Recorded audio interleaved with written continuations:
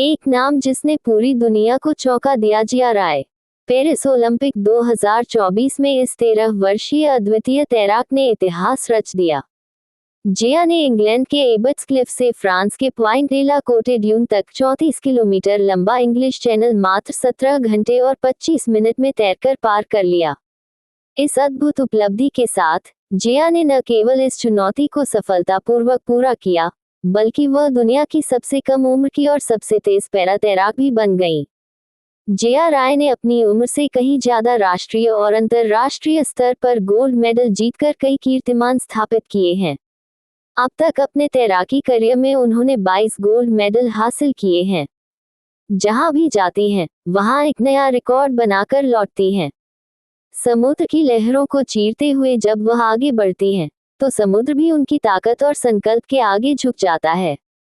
उनकी इस असाधारण प्रतिभा को Guinness book of world records ने यंगेस्ट स्विमर के रूप में दर्ज करके सम्मानित किया है। लेकिन जिया का सफर इतना आसान नहीं था।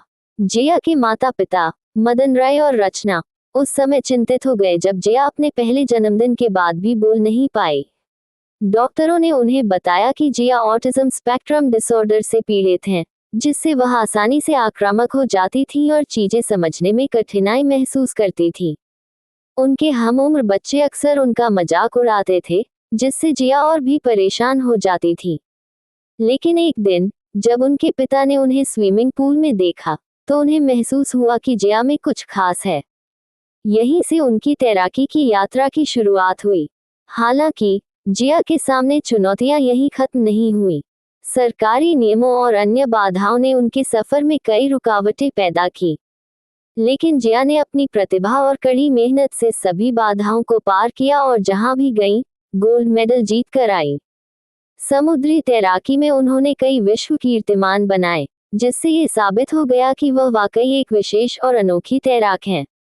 जिया राय की यह अद्वितीय कहानी हमें ये सिखाती है कि अगर हमारे भीतर आत्मविश्वास और दृढ़ संकल्प हो, तो कोई भी चुनौती हमें रोक नहीं सकती। उनकी सफलता और संघर्ष की कहानी हर उस व्यक्ति के लिए प्रेरणा है, जो यह विश्वास रखता है कि सपने देखने और उन्हें पूरा करने के लिए कोई भी बाधा असंभव नहीं है।